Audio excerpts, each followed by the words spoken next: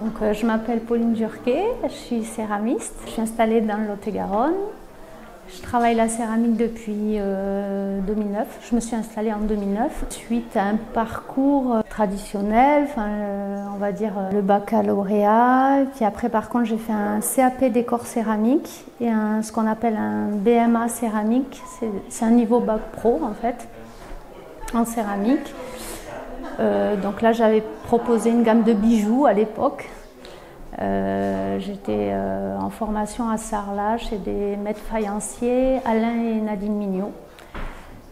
Voilà, suite à ce parcours, j'ai fait une année de préparation au concours des écoles d'art et je suis rentrée aux Beaux-Arts de Quimper en Bretagne. J'ai fait 4 ans aux Beaux-Arts de Quimper. Lors de ma 3e année, j'ai proposé un travail autour de la terre parce que je commençais déjà vraiment à m'intéresser. C'est-à-dire que moi j'ai une formation de décor, mais je m'intéressais aussi beaucoup au volume. Et lors de cette année-là, j'ai proposé un travail autour de volume en terre et autour de la pratique de la terre, on va dire, dans le monde en fait, quelque chose d'assez primitif. Et les Beaux-Arts de Quimper, ils sont dans le cursus, il y a la céramique? Non, il n'y avait pas la... D'ailleurs, ça a été un gros souci parce qu'à l'époque, bon, maintenant la céramique revient un peu en force dans les écoles d'art, mais à l'époque, c'était un médium qui était très dévalorisé. On ne souhaitait pas que je travaille la terre. Donc ça a été un peu compliqué et tendu avec mes professeurs. Il n'y avait pas d'atelier céramique tout court, donc je faisais ma pratique chez moi dans mon appartement et je proposais des œuvres en terre et pas que, hein. Il y avait de la photo, de la vidéo, de l'écriture aussi.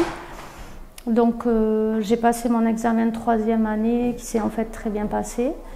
Et suite à mon examen, ce que j'aimais avec cette école de Quimper, c'est qu'en 4e année, on pouvait faire des échanges Erasmus.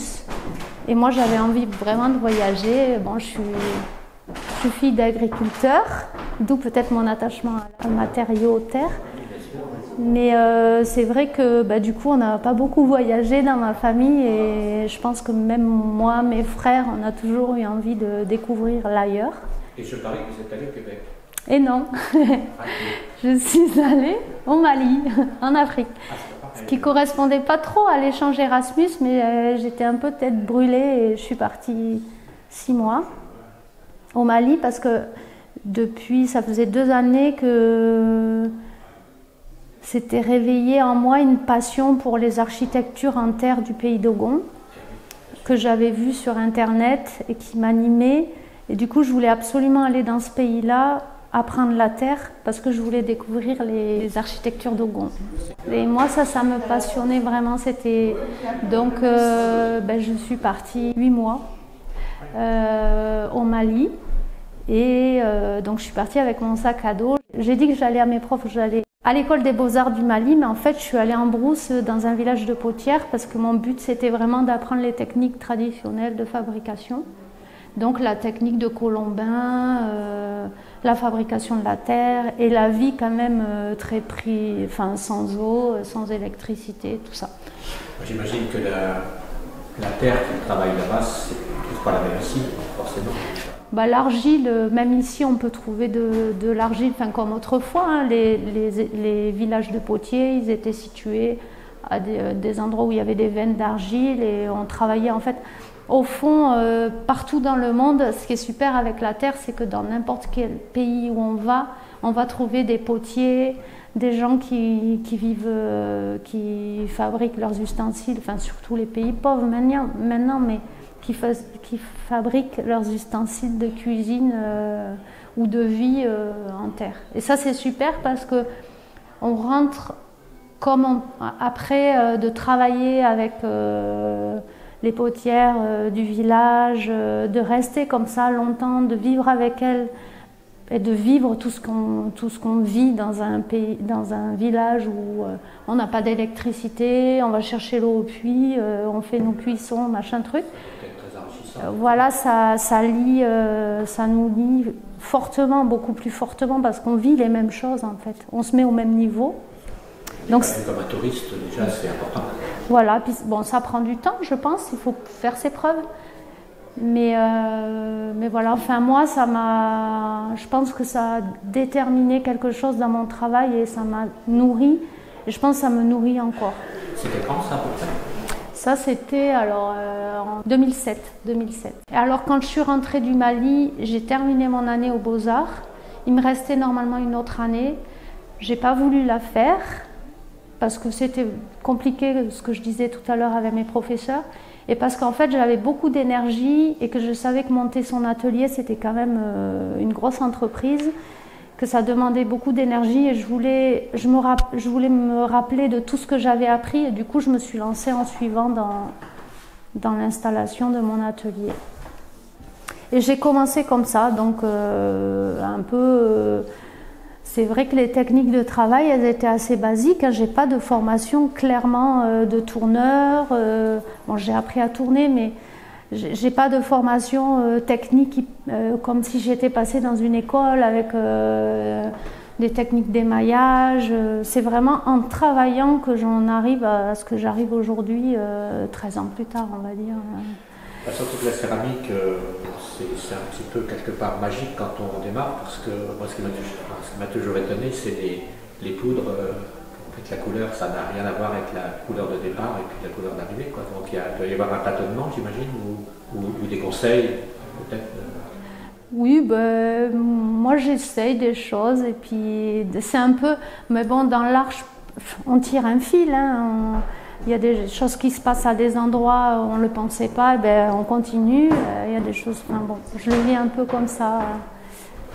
Ça ne me surprend pas trop ce que vous dites sur les Beaux-Arts de Quimper. Bon, j'ai fréquenté les Beaux-Arts de Rouen, c'était en 1976, et effectivement, alors il y avait un atelier de céramique avec un professeur passionnant.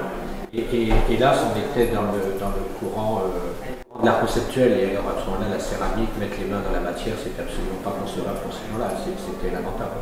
Mais c'était pareil à l'époque, hein, pour moi, ceux qui travaillaient la peinture. C'était très compliqué pour les gens qui travaillaient la peinture avec la matière. Ils étaient aussi en difficulté à l'époque. Hein.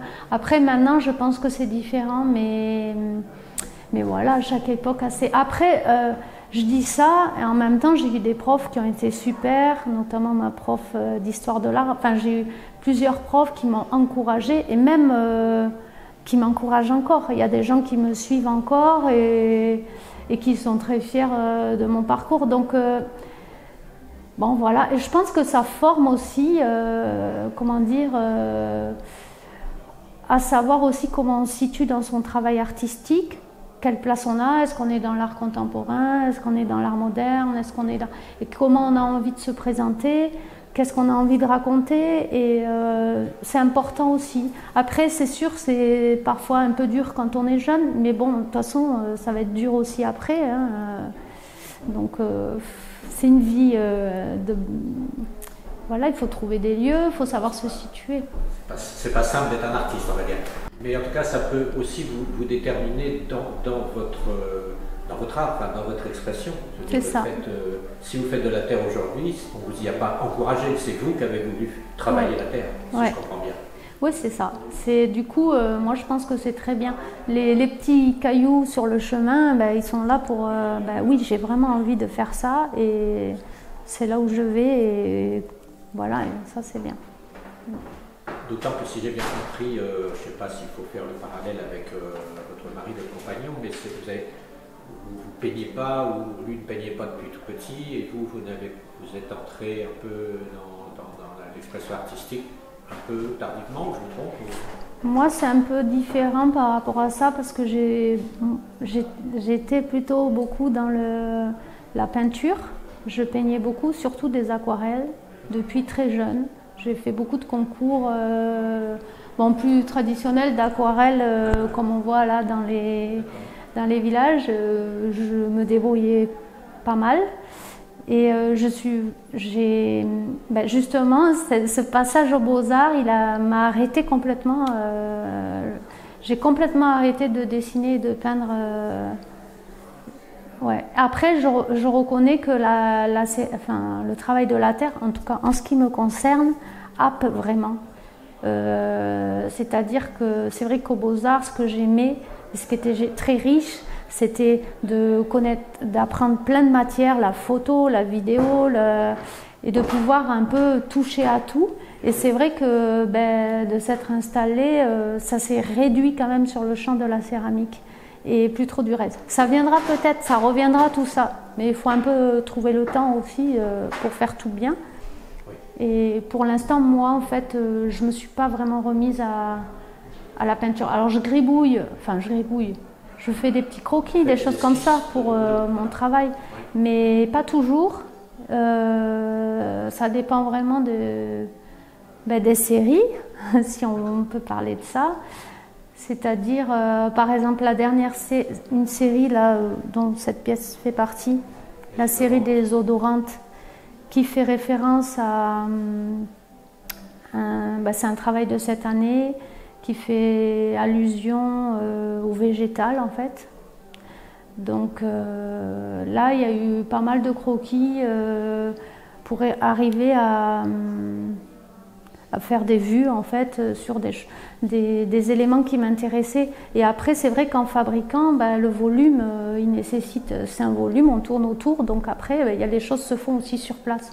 Et c'est vrai que moi, je trouve qu'avec la terre, il y a des choses qui se jouent aussi beaucoup dans le moment, et parce qu'on se rend compte que ce qu'on avait prévu, ça ne fonctionne pas du tout visuellement. On regarde l'endo et voilà, c'est ça, et c'est pas tout à fait bienvenu ou c'est pas ce qu'on a envie d'exprimer. Puis il y a la cuisson, il y a les couleurs, il y a tout ça qui se rajoute. C'était un choix les Beaux-Arts de Quimper ou parce que c'est plus ici et les Beaux-Arts les plus près? J'avais envie de partir un peu loin.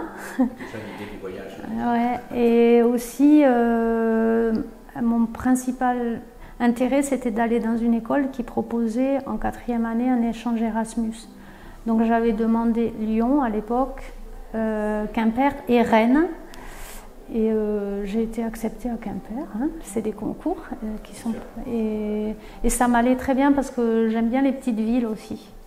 Donc c'était vraiment l'endroit où j'ai été très heureuse. C'est un passage quand même très heureux. Il y a beaucoup d'élèves Je ne sais plus maintenant comment ça se passe. À l'époque, combien on était? Oh là là, moi je ne sais pas trop vous dire. Non, c'était une petite école. C'était dans un lieu très beau avec des planchers, des escaliers en bois. Il y avait une bonne ambiance, vraiment, c'était chouette. Je vous remercie beaucoup. Merci à vous.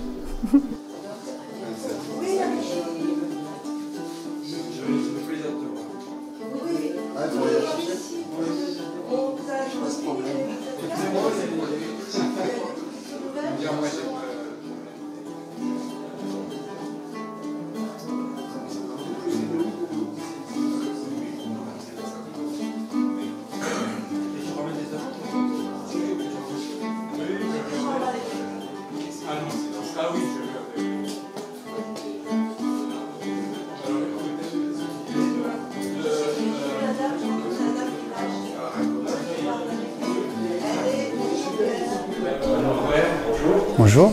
Comment vous présenteriez votre travail que vous exposez aujourd'hui?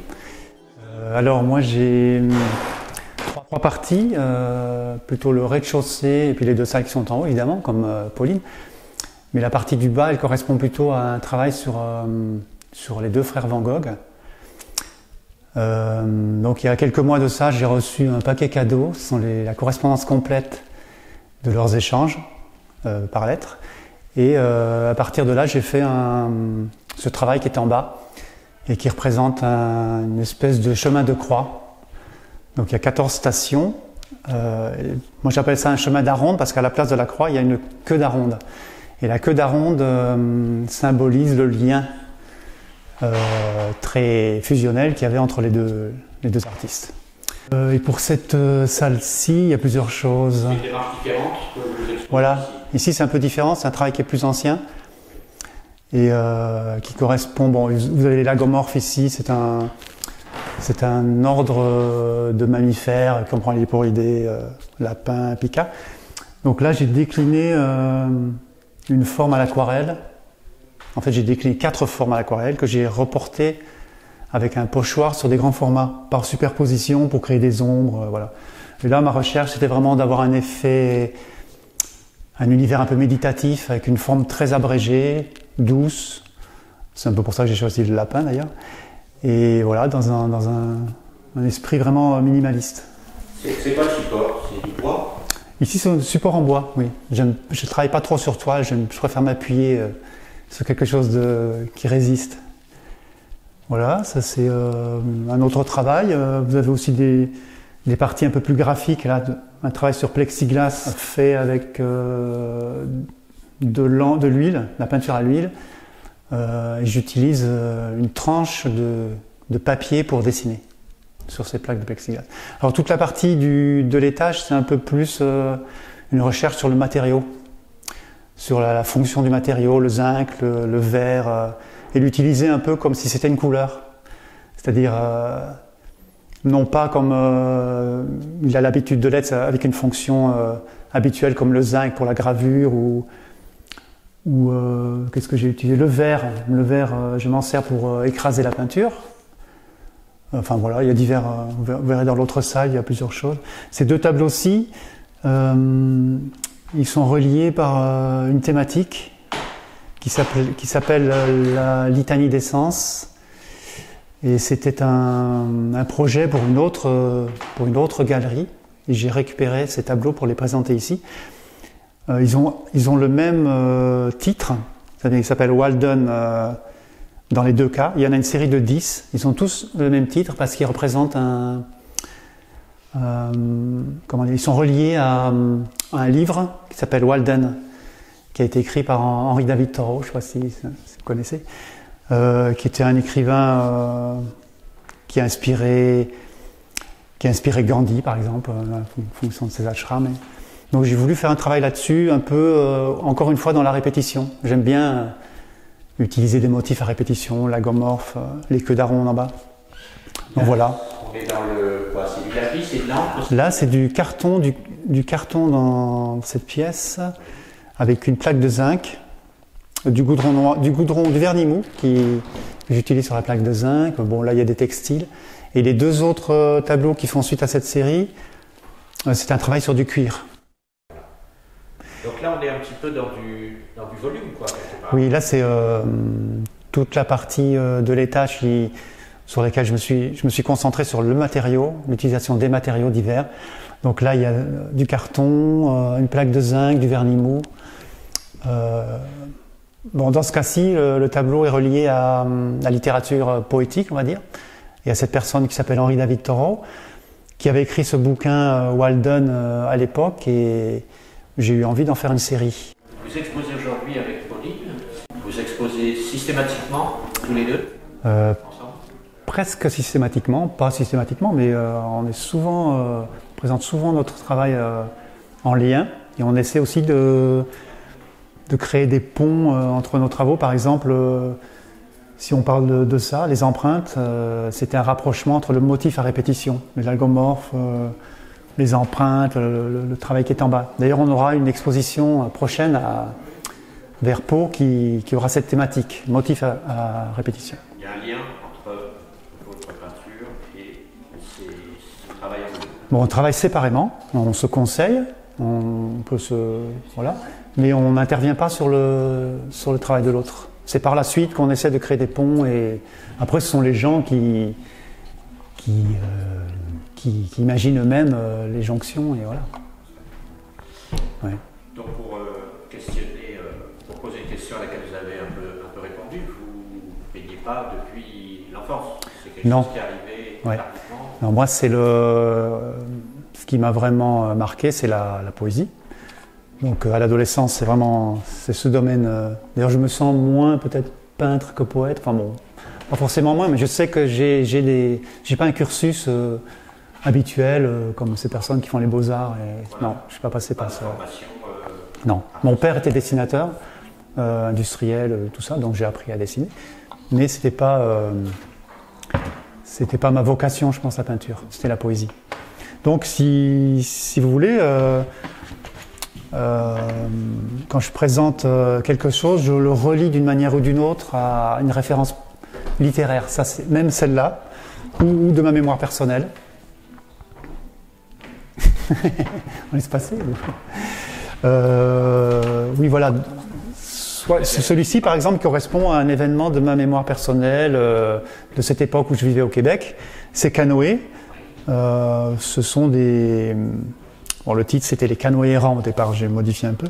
Mais c'est en référence à une anecdote de ma vie où j'ai découvert au fond d'une rivière des canoës renversés. Et donc, j'ai découvert ça, j'étais dans un arbre, assis dans un arbre. Et ces canoës-là, on aurait dit plutôt des baleines, des espèces de poids morts. Au fond de l'eau, je n'arrivais pas à discerner ce que c'était. Je me suis rendu compte par la suite que c'était des canoës.